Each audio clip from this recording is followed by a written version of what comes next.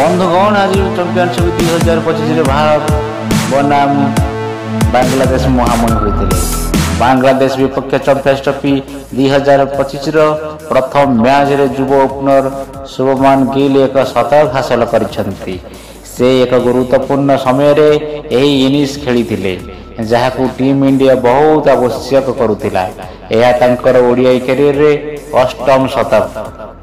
Team India युव opener Shubham Gill एक शतक सहित चैंपियंस ट्रॉफी 2025 आरंभ करिसेंती। बांग्लादेश विपक्ष यह टूर्नामेंट रे टीम इंडिया यार प्रथम मैच खेली। यही मैच रे शुभमान गिल एक शतक खेली टीम इंडिया को विजय रे पहुंचाई। गिल अति यत्न सह बैटिंग करी दलर गोटे मुंड परिचालन करते। इनिंग्स समय रे से चारिआडे रन स्कोर करते। आईसीसी इवेंट रे प्रथम थर पर एक शतक स्कोर कर सफलता हासिल करछंती। 100 रन मार्क रे पहुंचवा शुभम गिल 125 बॉल सम्मुखीन होते, जो 9टी चौका सहित 2टी छक्का अंतर्भुक्त थिला। एति सहित शुभम गिल प्रथम थर पर आईसीसी इवेंट रे एक शतक स्कोर करी स्वीकृति हासिल करिसेंती। या व्यतीत यह हेउछि तांकर ओडीआई कैरियर अष्टम शतक। या पूर्व से तांकर शेष ओडीआई मैच रे इंग्लैंड विपक्ष रे एक शतक हासिल करथिले।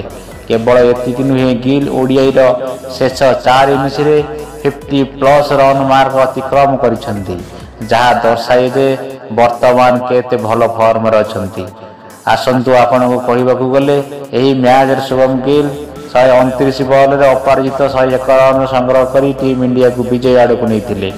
यही मैच जीति इनिंग्स सहित शुभम मध्य तांको नाम एक बड़ रेकर्ड सृष्टि करिसेंती। से सर्वनिम्न इनिंग्स रे भारत पई ओडीआई रे 8टी शतक हासिल करिवार बैट्समैन होइचंती। से 51टी ओडीआई इनिंग्स रे एही सफलता हासिल करिसेंती। या पूर्व एही रेकर्ड शिखर धवन को नाम थिला। से 57टी ओडीआई इनिंग्स रे 8टी शतक हासिल करथिले। एही शतक सहित शुभम गिल मध्य सचिन तेंदुलकर को स्वतंत्र तालिका जोग देछंती। वास्तव में से चैंपियंस ट्रॉफी डेब्यू मैच रे शतक हासिल करिवार चतुर्थ भारतीय होइचंती। यह पूर्व सचिन तेंदुलकर, मोहम्मद कैफ एवं शिखर धवन यही सफलता हासिल करथिले। 1998 रे डेब्यू करुथिबा बेले सचिन तेंदुलकर शतक हासिल करथिले। 2002 रे मोहम्मद कैफ एवं 2013 चैंपियंस ट्रॉफी रे शिखर धवन शतक हासिल करथिले। एही तालिका रे वर्तमान शुभम गिल शामिल होइचंती। आपण को एही वीडियोटी किपर लागिला दया करी हमको मतामत देबे।